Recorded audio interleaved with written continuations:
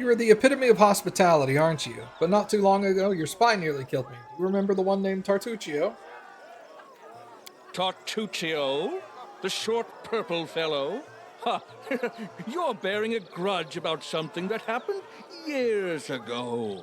I assure you that escapade in Lady Germandi's mansion was entirely his own arrogation. I sent him to spy on her, not to start a battle or a fire, or a flood for that matter. Now don't be so spiteful. I have invited you here to put all those little grievances behind us, and to establish a firm and lasting peace between our kingdoms. Pat him on the back. I'm finally happy to meet you. It's no good for kings and queens to stay in our palaces all the time. We need to meet, be friends with one another. It's all about keeping up neighborly relations, you know. Uh-huh. So here's the plan. First, the Fishers' Triathlon. Then a boasting contest. And in the evening, the best part, a drunken melee. In the interim, there'll be a buffet, a fair, jugglers, acrobats, all the usual entertainment. And after the melee, I'll announce the winner. And then we'll have a festive banquet and a fireworks show. Then we just drink till morning or find a tent to crawl into. Your own or someone else's, depending on your luck. By the way, a knockout such as yourself will always be welcome in my tent. Just joking. Just a joke. Oh, and one more thing. I'll have to seal your sheath. This is a peaceful celebration, after all, and bullies will be kicked out immediately. It doesn't matter if it's a king who decided to kick up a row or just a shopkeeper. So behave yourself and don't start any fights while you're here. Well, I have to go. If you need anything, talk to Nunzio Arpaia. He's my master of ceremonies, so he's responsible for organizing this mess. Have fun.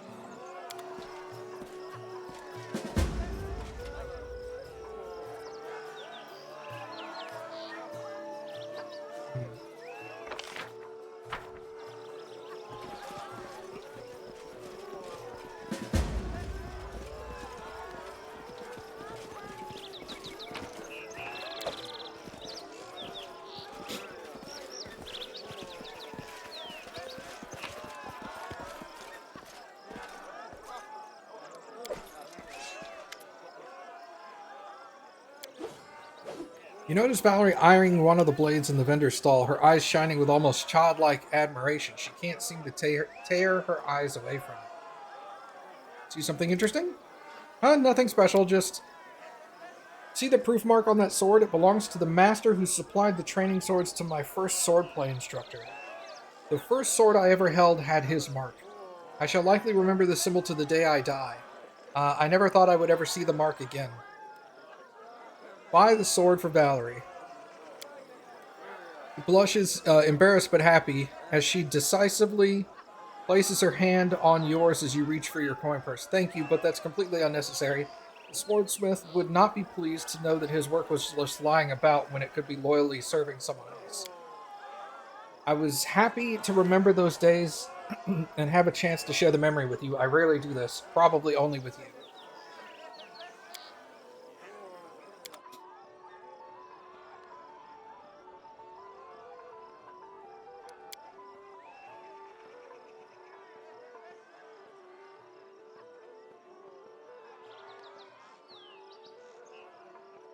Dark Forest. Spear.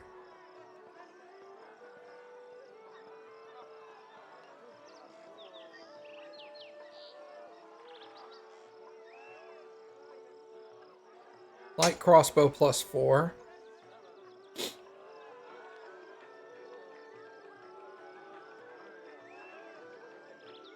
Spinebreaker Great Club.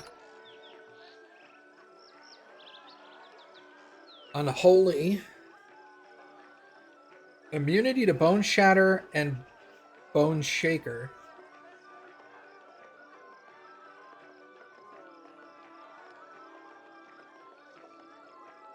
Whenever it lands a critical hit, it has a chance to cast a bone shatter on the target. Damn. That sounds really violent. Whimsy.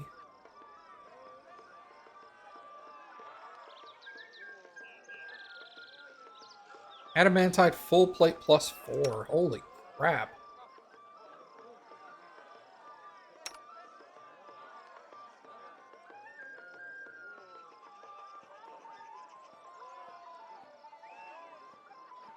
How much money do I have? 300.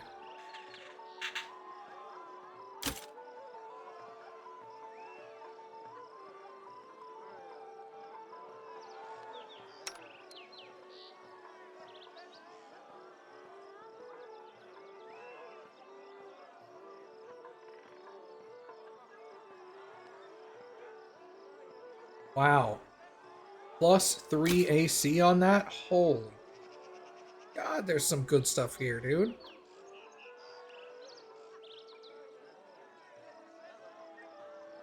Chaos Hammer.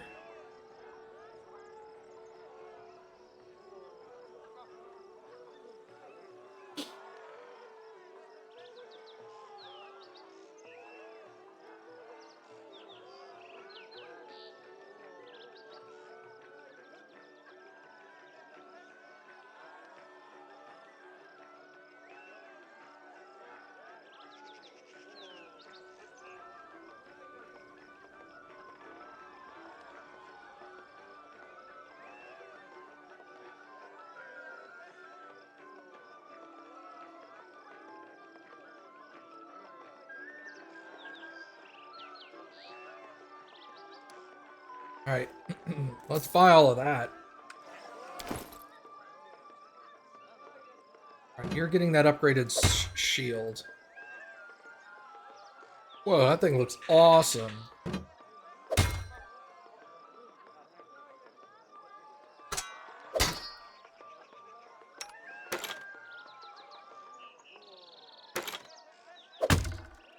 A much better light crossbow.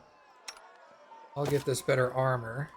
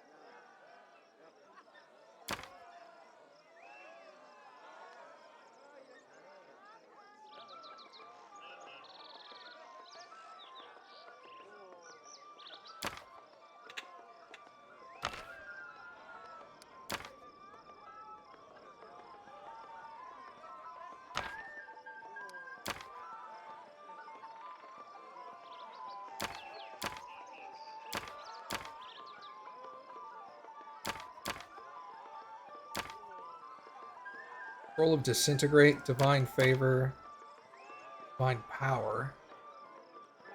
Not gonna cast Doom on anybody, are you kidding?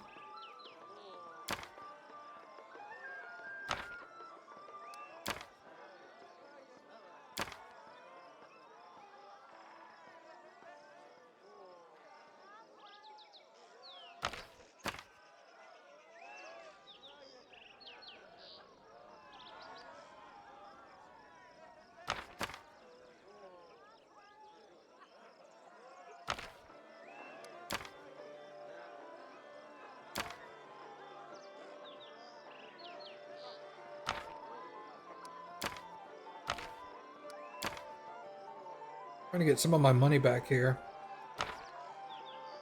Lead blades, mage armor.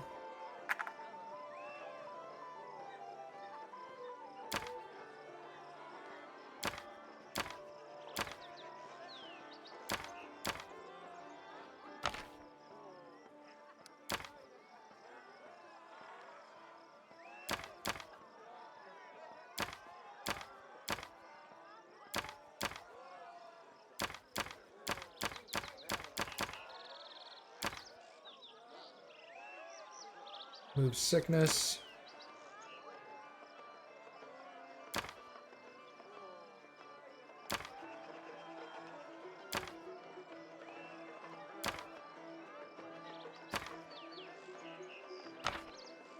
Stone to flesh I'll keep. Okay, that got us almost 10 grand back. That's good.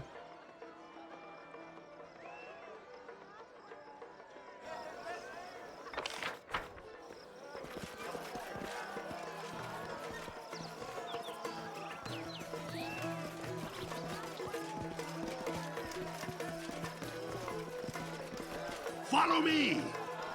Or don't.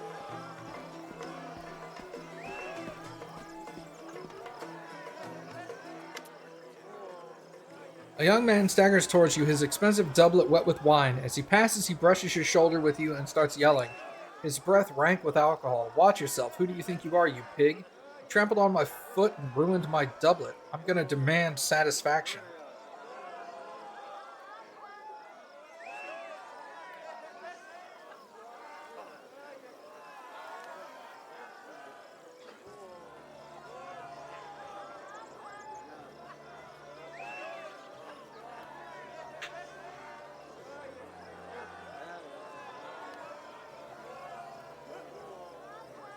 Let me see if I can intimidate him.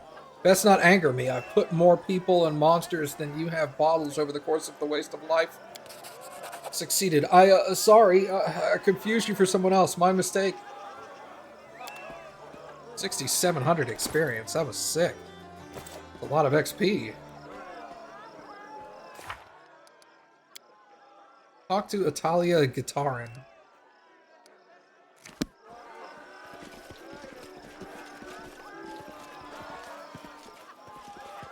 There's another trader here.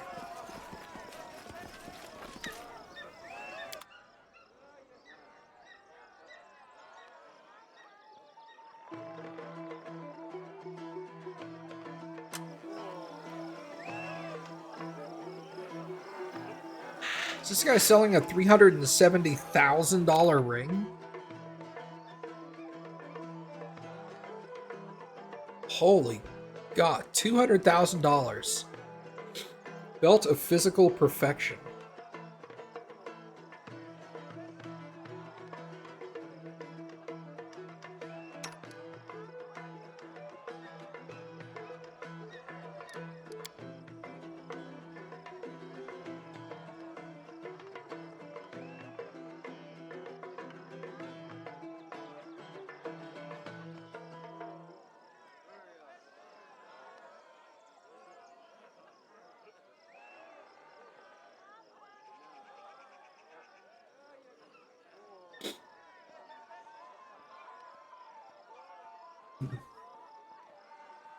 Man, I am tempted to get that. +6 to strength, dex, and con.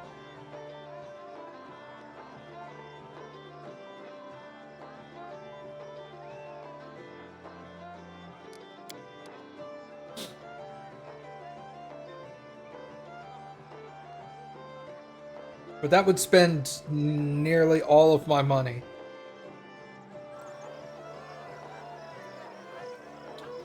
We'll wait.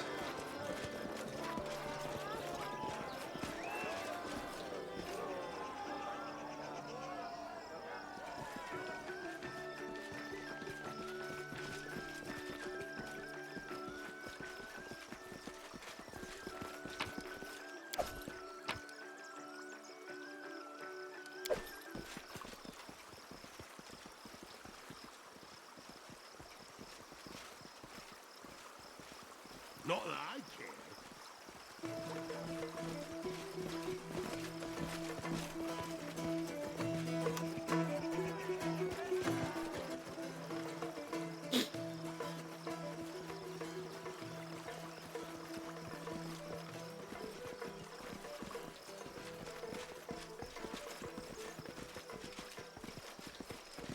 Hey, a goblin merchant.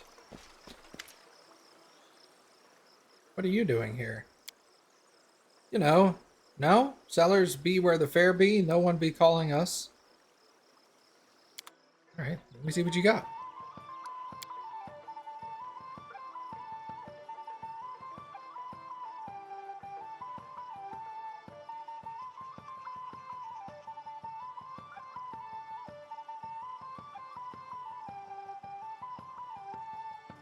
I mean, he's got stuff.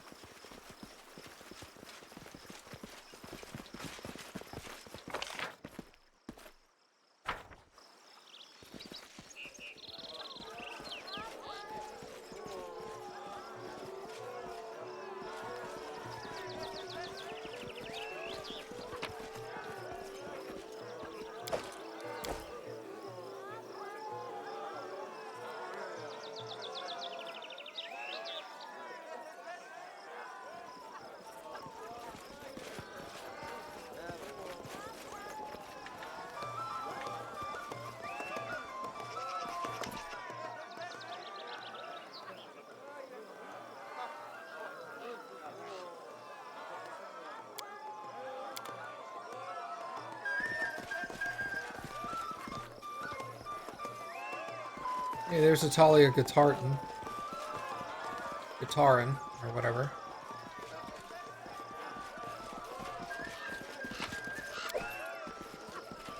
Will this ever end?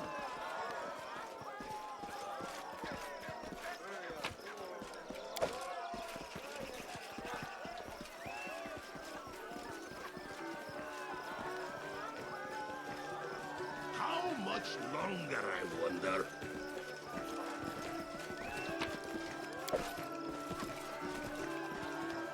What's over there? I don't even want to know. The Quest Electri? What is this?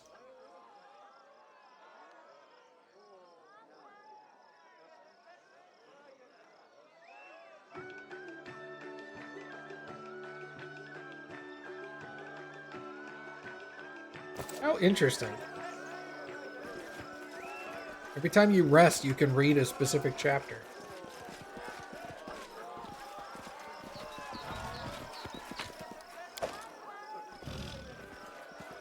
A Ryvern, a Ferocious Hodag, Owlbear. Okay. Nothing out of the ordinary.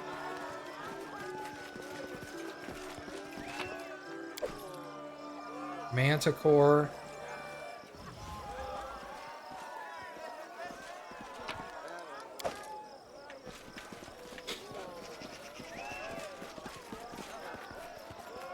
I failed. I'm sorry.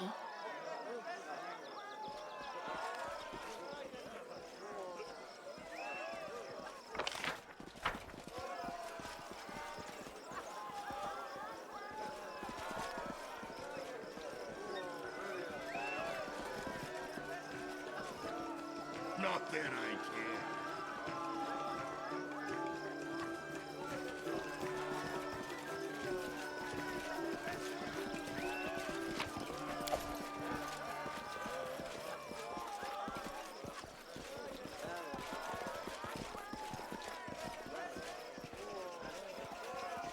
It's another trader.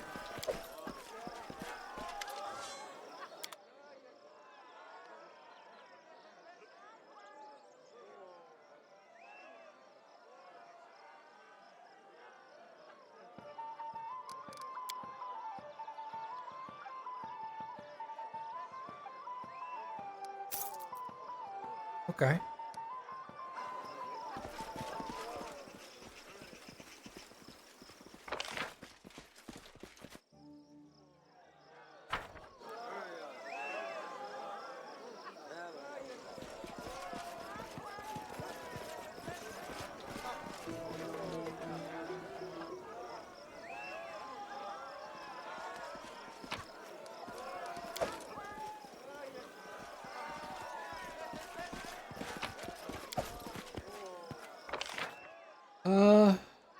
Atalia Guitarton.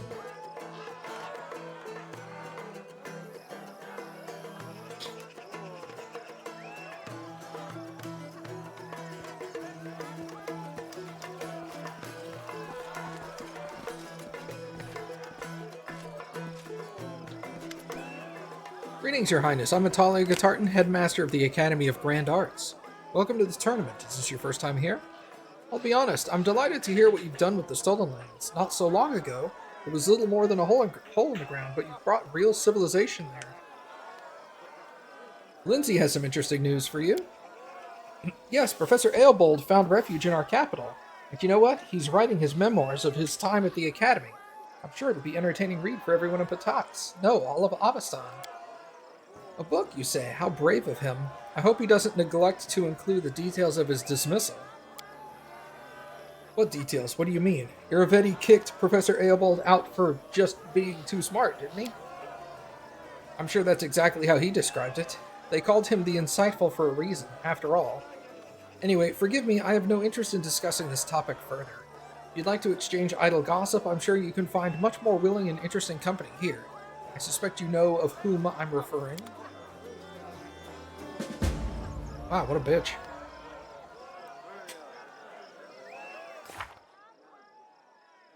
Talk with Anamede Belvara. It's over here.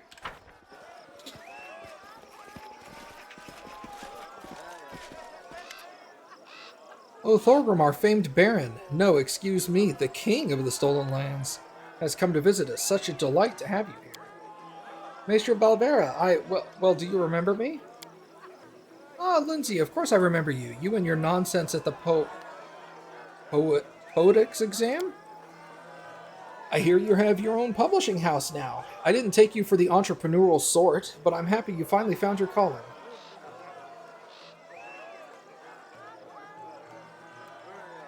I believe Lindsay has a question for you. Oh, I just hope it isn't about the lectures I used to give at the Academy. Go ahead, ask away. Sorry, but I really need to know the truth. Why did Iravetti kick Professor Aelbold out of the Academy? Oh yes, he did move to your kingdom, didn't he?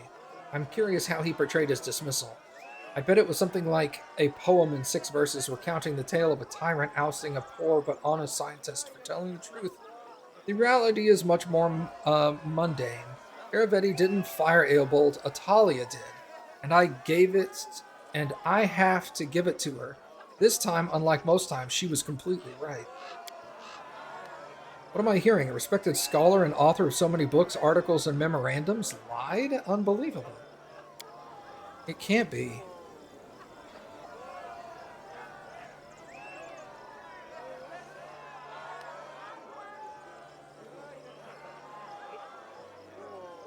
If Iravetti didn't... Wait, why did Atalia expel him? Aelbold is a fine teacher, of course, but he pays too much attention to how his favorite students perform in his class, and not to their extracurricular activities. Why worry if they steal a trinket here or there, or maybe rough someone up on occasion, so long as their poetry and music are exemplary? Predictably, this led to a sad end. What was supposed to be just another innocent joke from one of his favorites, Alandi, led to someone's death. It was an accident, certainly. The kids just underestimated their own strength.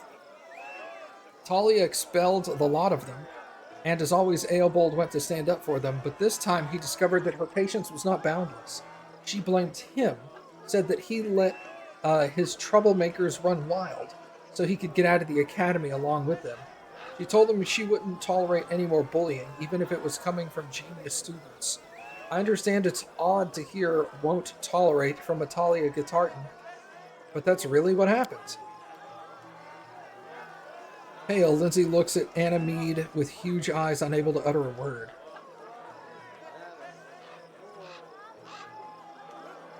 Why would Atalia hide the circumstances around Aelbold's dismissal? She doesn't like to discuss the Academy's internal affairs. Behind the neat facade, there are too many events she looked the other way on over the years. All in good faith, of course. If Iravetti didn't banish Aelbold, then why did he send the cutthroats after him? He'd planned to return the old man to Patax and makes Atalia reinstate him into the Academy, or failing that, he at least wanted to keep him from going to youth. Aelbold the Insightful is a prominent name, and of course Iravetti would want the teacher serving him rather than his neighbors. Thanks. I'm not sure you should be thanking me. It's poor Lindsay's, I see poor Lindsay's not too happy with the truth. Oh, come on, girl, cheer up. Being disappointed by people is practically a professional necessity for people like us. Whatever I may have said, you're not a bad bard. And that means sometimes you have to face the music.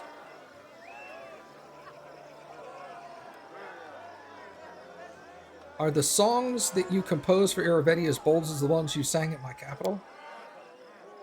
Have a humble verse. Have my humble verses so offended you that you still recall their sting? Please, your highness, I don't behoove a person of your standing to take umbrage against a petty bard. Don't you know the old proverb that the tunes are chosen by the one who pays the piper?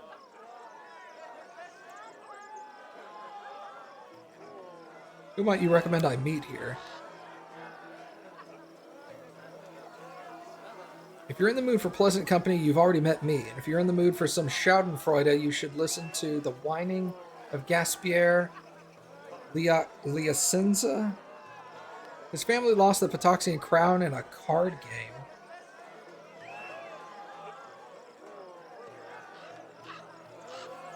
See you later. I can't believe it.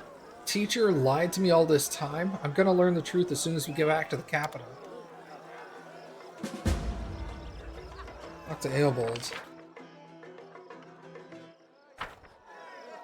Let's get some schadenfreude.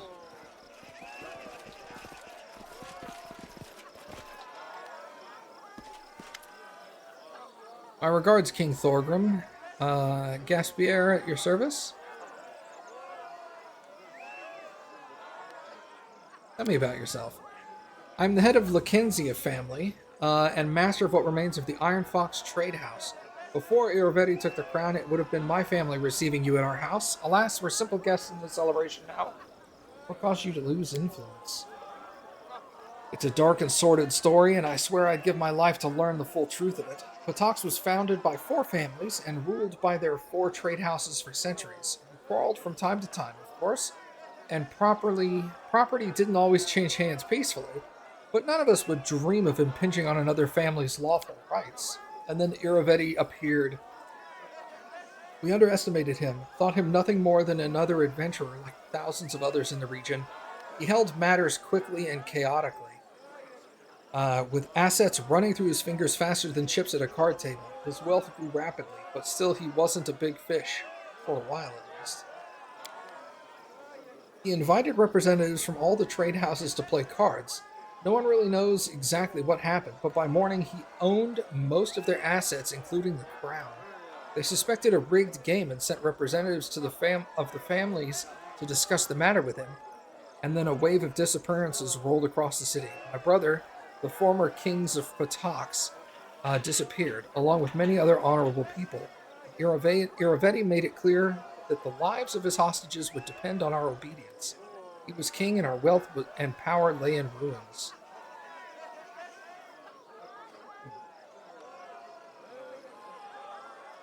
The citizens of Patox seemed to love him. It would seem so, wouldn't it? Yet appearances can be deceiving. He's made many rich and happy, but there are many more lives that he's dragged through the mud for his own endless celebration.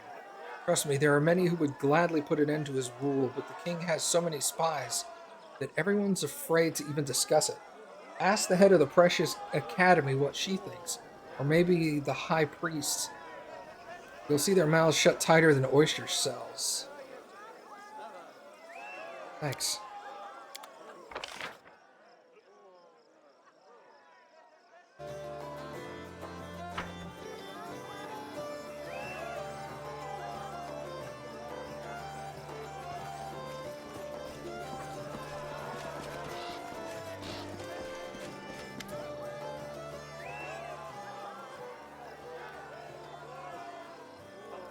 Anamede told us why you expelled Aelbold from the academy.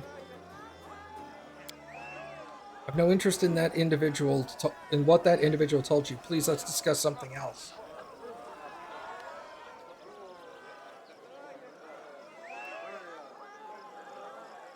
I hear you're not exactly thrilled by Iravetti's power. Forgive me, your highness, but this is defamation. My students and I owe everything we have to King Iravetti.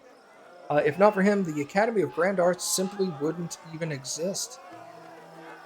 It would be base ingratitude on my part to engage in such conspiracy. You must have confused me with Anamede. What What did you mean when you mentioned the circumstances surrounding his dismissal?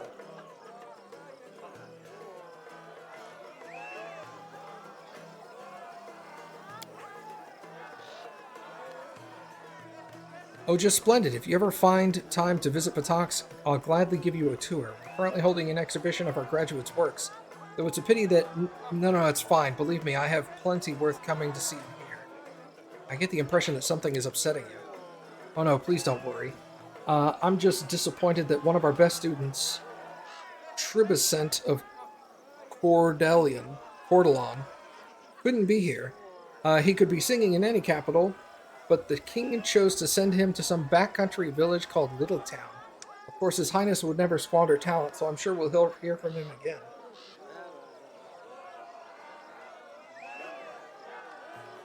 Alright, see you later.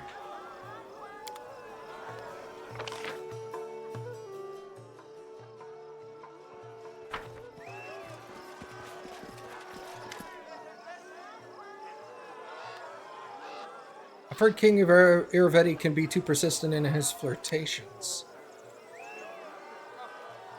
I'd prefer not to discuss the private life of His Highness with strangers, much less my own. The details of any interaction between us remain just that, between us. Let's discuss another topic. What can you tell me about the king? Love him or hate him, you can't deny that he's a great man. Patox was a boring place before him, only pirates, fences, and other scum did any business in the area. But the King Iravetti came and turned it into a cultural capital of the region. With him in charge, the arts have flourished, and the city's been filled with songs, paintings, and statues. I just pray that Calistria breathes the same love of the arts into the withered hearts of the old rulers of the region, who prefer to squander their resources on saber rattling.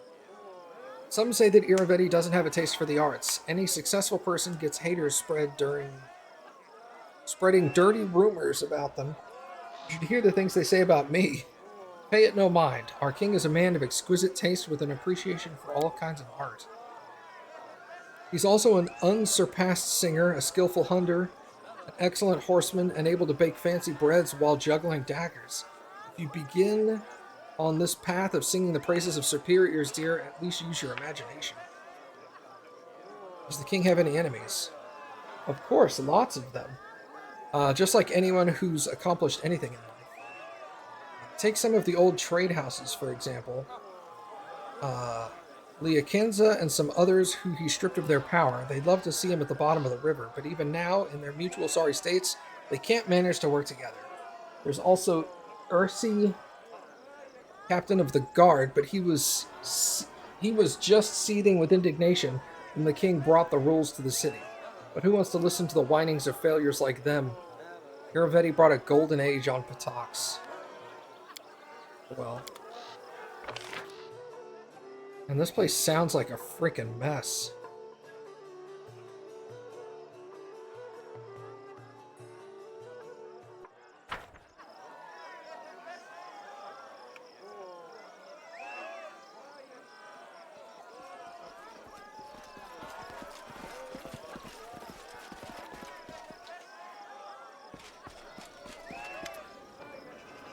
An elf in leather armor scans the crowd intently. He seems to be the only one at the celebration not participating. He's also the only one besides the guards whose weapon isn't sealed. Your Highness, welcome to Patox, Captain of the Guard at your service.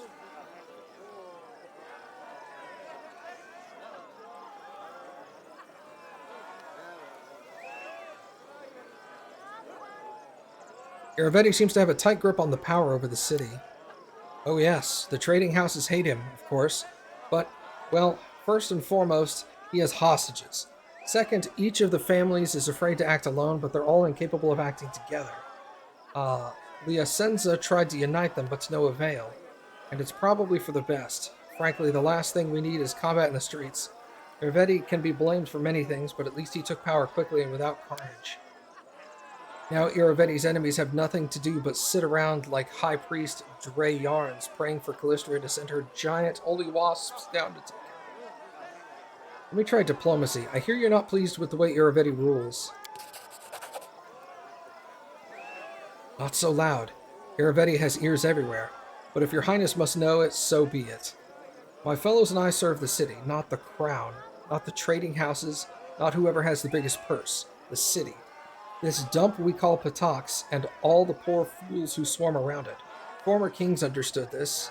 They're the ones who arranged it in the first place. But when Iravetti took charge, he thought the city guard would be his personal cutthroats. And once he realized that wasn't the case, he started doing everything in his power to make our jobs harder. Now he has this personal guard he formed, who are above the law and following the orders of a barbarian. And then there's Karn Viril, the so-called Thieves Guild. Scumbags flooded the entire city with Numerian drugs. Blood brush extract, the poison that turns people into mindless sheep. Our former kings understood that even Patox needed some bare minimum order to avoid falling to pieces and floating down the river. But Iravetti seems on track to burn the city to the ground. Righteous heart, rotten environment. Take your guard. Your honor will bring woe upon you. If your words are true, noble guard, please accept my compassion and admiration. To serve the law and the needs of the people with so much against you, even your ruler, no deed could be more worthwhile.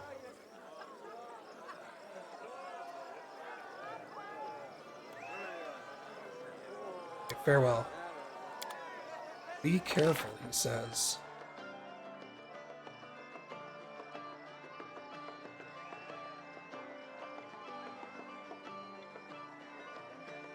This guy. This is the dude that runs the Thieves Guild. And then there's Dre something? Dre Yarns.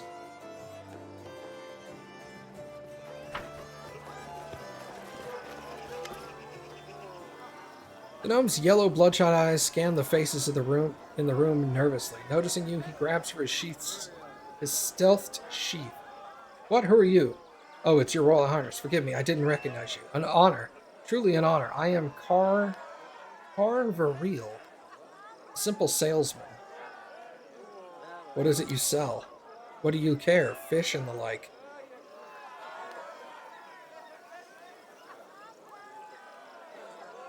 I've heard a few curious words. Bloodbrush extract and that you're no ordinary salesman, and your wares are far from mundane. Quiet, quiet, I say. Too many people here, too many eyes and ears. You want to talk business? Find me out in Patox. I'll remember you. Who might you recommend I meet here? No one? Everyone? How should I know? I'm just a simple salesman.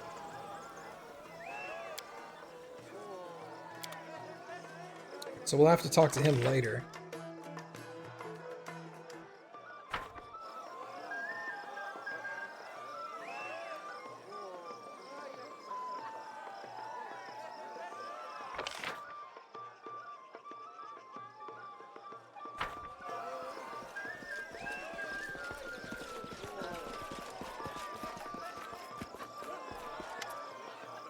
Oh, a new face at the celebration. I'm pleased to meet you. High Priest of Calistria at your disposal.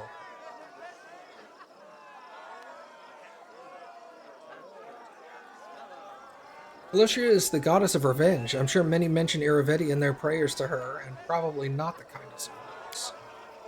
We're well versed in the matters both spiritually and politically. Of course, it's not my place to say people pray to my lady for... But you're right. Many would wish for revenge upon him.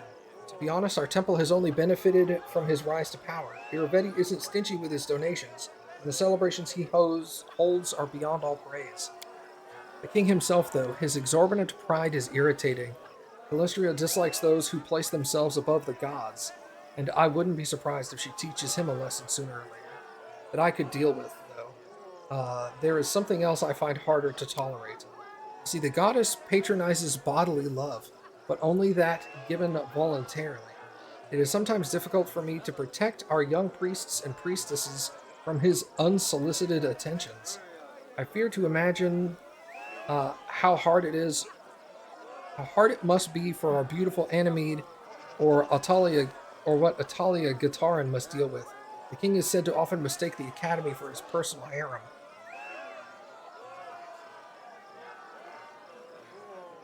I hear you're not exactly happy with his reign. Oh no, I have no issue with his reign. He's a generous donor, and the celebrations he hosts are beyond praise. The king himself, though, his exorbitant pride is irritating. Yeah, I did that.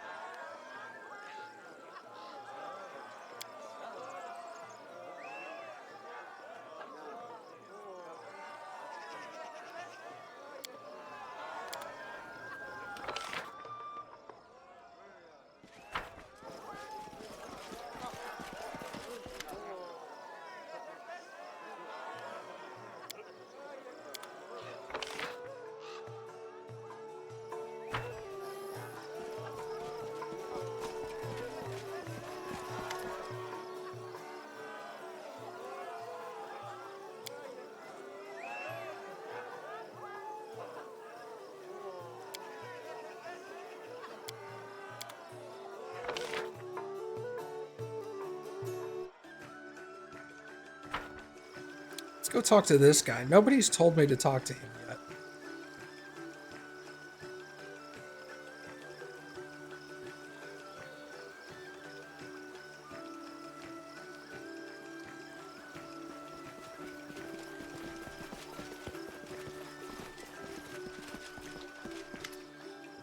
Several concerned dock workers crowd around a finely dressed half-elf who listens to the workers with imperious dignity. It is we've been telling you, Judge. There's a third shipment in 2 months that they've stolen from us. Can't keep that up. No matter how good the year's business has been, no cargo means no pay, and no pay means no new shipments. We asked you about the thefts before, and nothing has changed. Where's the king's justice? The half-elf patiently motions for silence. It is true that the pirates have taken route along the Patox River and attacked several shipments heading upriver. The king has, he pauses, noticing you for the first time, and then he adjusts his posture to stand taller. King Aravetti shall address the problem soon. However, he will hear no formal complaints until after the Rushlight tournament. In the meantime, he advises the travelers downriver take care around Littletown. Until then, partake in the festivities and the king's generosity. If anyone has further questions or concerns, I am at your disposal. A bright sash cuts across the man's chest, identifying him as a magistrate. He makes a shallow bow while keeping his head inclined upwards, as if being polite while also conveying his superiority. May the king's law guide you at the Rushlight tournament. I overheard you talking about stolen shipments. Is there a problem? Ah, yes, that. An outbreak of river piracy has caused some consternation amongst the citizens. Simply avoid and exercise caution near Littletown in the meantime. Perhaps Patox would benefit from somebody who has a history of vanquishing bandits. Let me be clear. Patox armed forces are entirely capable of handling these criminals. There's no need for would-be heroes or aspiring vigilantes to get involved, much less foreign interests. I recommend enjoying the rest of the festival. How can he be so deaf to people's woes, and he calls himself a judge? I can understand his reluctance to allow foreigners to meddle in his kingdom's affairs. What I cannot understand is a blatant negligence of justice and the safety of his subjects.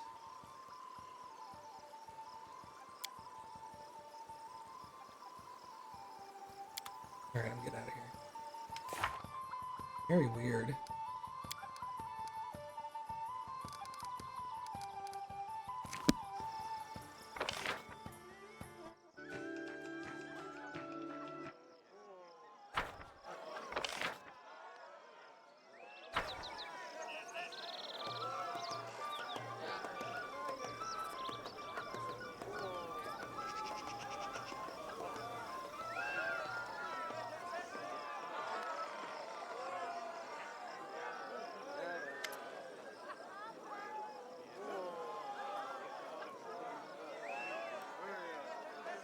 Amid the tournament's frivolity, you notice two men nearby are having a heated but hushed discussion.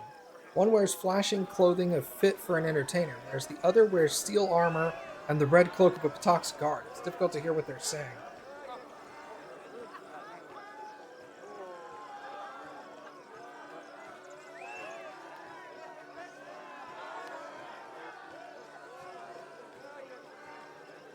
I'm going to try to creep closer. Success.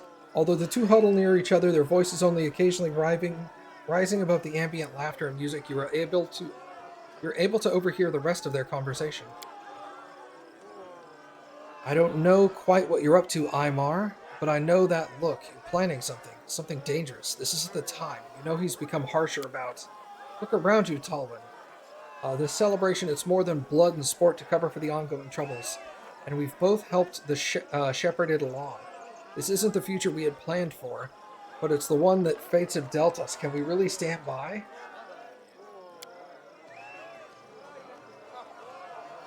You know how harsh justice is these days. I've seen it with my own eyes, and it would crush me to see noble intentions harming good people, especially like you. I appreciate those feelings, I do. But what Patox needs now is action, and I intend to act. The entertainer looks up and spots you and smiles as Talwyn walks away sadly. It's a rare day that life emulates screenplays, Your Highness. Could it be that heroes have arrived in the time of people's need? Oh, heroism, that's exactly what we do. See the symbol on the clothing? That marks him as a member of the Red Crescent Theater in Patox, a fellow artist. Imagine the stories we could write together.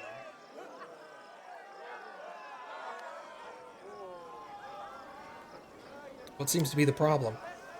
I first arrived here 5 years ago, answering King Eurede's call for artists and actors to make Patox a new crucible for the arts. Admittingly, the king dedicated plenty of money to building new theaters and schools. Art only thrives, though, when there are visitors and patrons to pay for it. And that's where Irivedi has failed. The Patox River is our lifeline, connecting us to the outside world. River pirates know it, and they prey upon incoming travelers. You might think the king would thwart these pirates and defend his people, but no, he's only sent escorts to protect key shipments, leaving everyone else to the pirates' depredations. This tournament, it hides how we suffer from the king's inaction. Now, when the king's soldiers cannot or will not vanquish the villains, what happens in the stories? That's right, heroes step in. Numerous victims have told me of the attacks, and I've pieced together an approximate location of the pirates' camp. You can ambush and defeat them, traffic will flow, commerce will thrive, and you will command the adoration of the boatmen, docks workers, artists, and more. Naturally, I'm prepared to write a play dramatizing your exploits. What do you say? I accept. Then it's settled. I'll write down the directions real quick, and when you're done, meet me in Patox so I can hear your account. No doubt the magistrate will be pleased to stop getting piracy complaints too. I hope you'll arrive in time to see my latest production. Speaking of which, I'm already late to oversee its rehearsal. Item received. Tearful are the skies.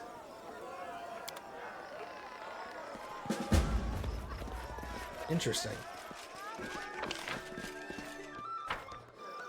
The question is, can I leave without messing this up?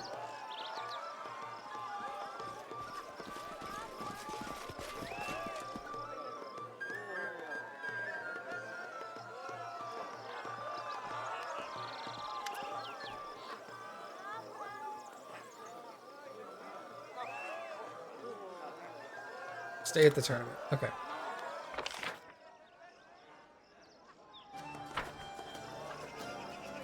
Oh, I can't open that. Yeah, okay. Those are chests I could not open.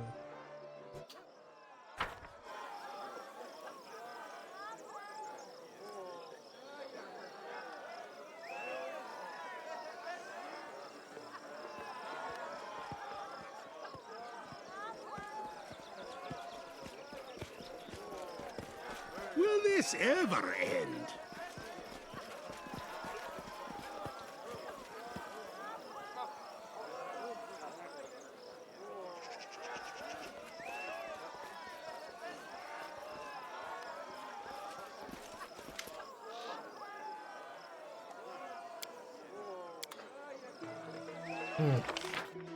Well, I can't get back into this area.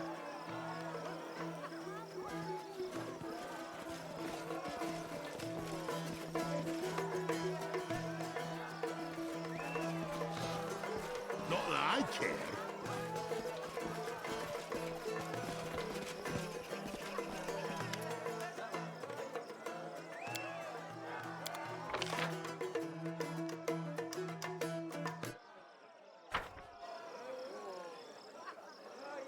I don't think I've met these two people either.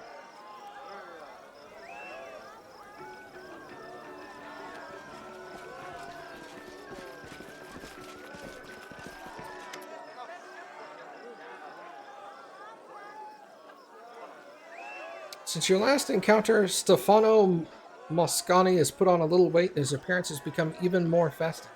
As you approach, a polite smile blooms on his face. Why, if it isn't King Thorgrim, please allow me to congratulate you on your success.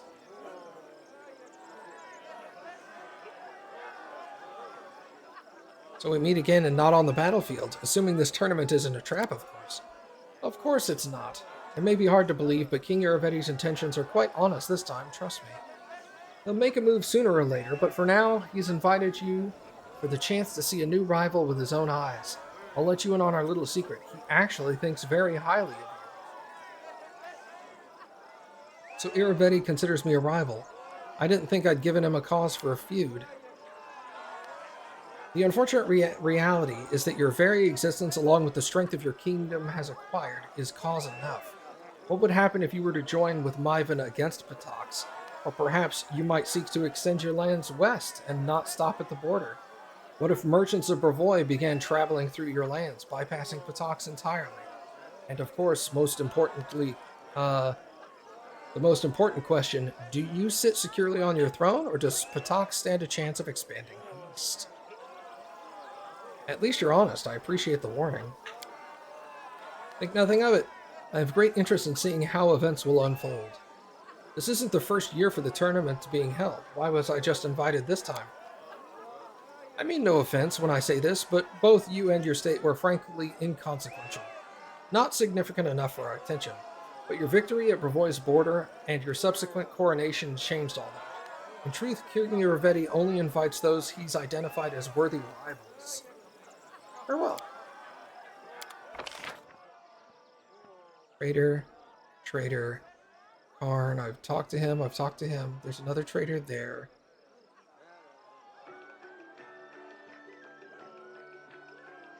Nuncio Apara. Nunya Business? Is that his name?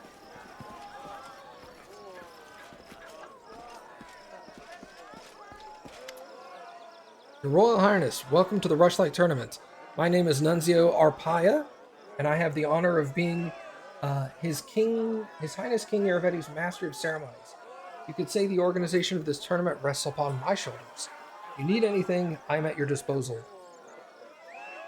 What events are on the schedule? The tournament consists of 3 contests.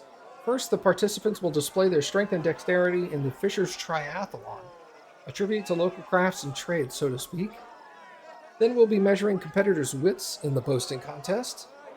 There's a reason we're the cultural capital of the region, after all. And finally, the evening will wrap up with some mock combat in the drunken melee. Then His Majesty will announce the winner of the tournament. We'll all enjoy a festive banquet followed by splendid fireworks. And what about flighting? I'm good at that. Flighting was likely canceled due to my arrival, I suspect. More's the pity, I love the chance to earn myself a second death sentence. Tell me about the Rushlight Tournament. Since starting his reign over Patox, His Highness King Iravetti has held this tournament once in several years, inviting guests from the high society of nearby kingdoms to attend. Today we have guests from Daggermark, Myvan, Gralton, and Timon. Unfortunately, Brevoy did not honor us with their representatives this year. It's entirely possible that recent events and the stressful political climate have put them in a less than festive mood. But we're pleased to have Your Highness in attendance for the first, and I hope not the last time. Farewell.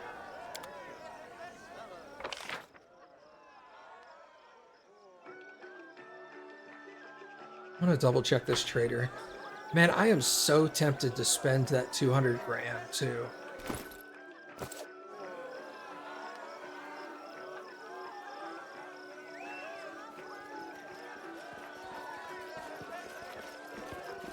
Did I talk to you? Apparently I did. Yeah. Lapis Lazuli. Wyvern. I think it was the first trader? Maybe it was the second one.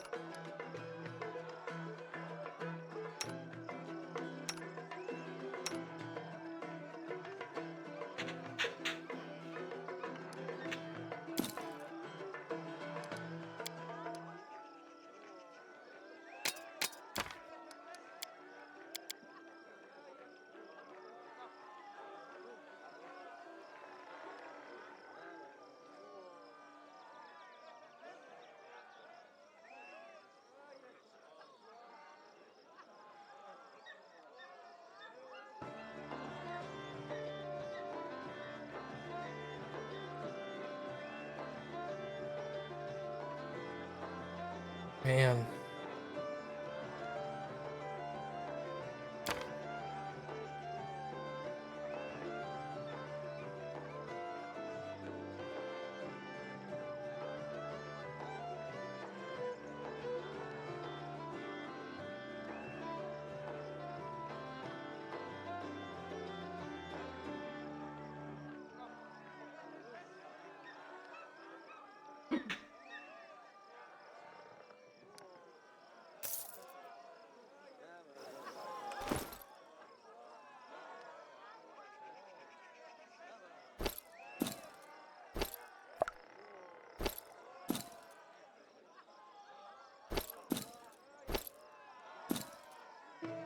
Man. I'm going to wear this for now because I think I'm going to be the one doing a lot of the physical stuff.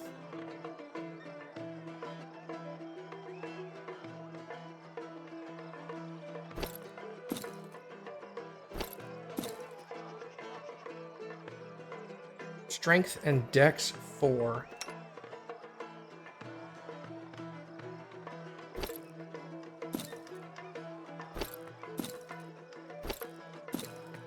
He'll lose a little Constitution. I think he'll make up for it. Dex 2. This is Strength, Dex, and Con.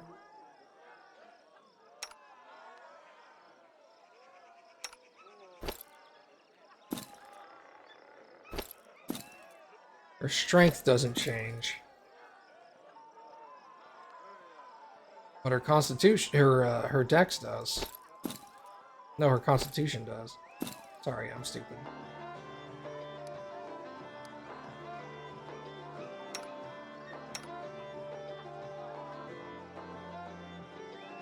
I think eventually I want to give this to Valerie. But since I'm going to be most likely the one doing a lot of the trials, I need the bonuses.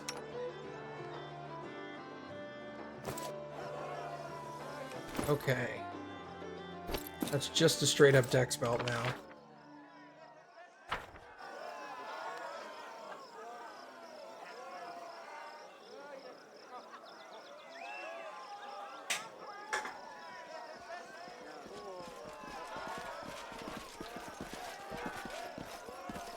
Alright, so let's start the tournament, shall we? Save the game.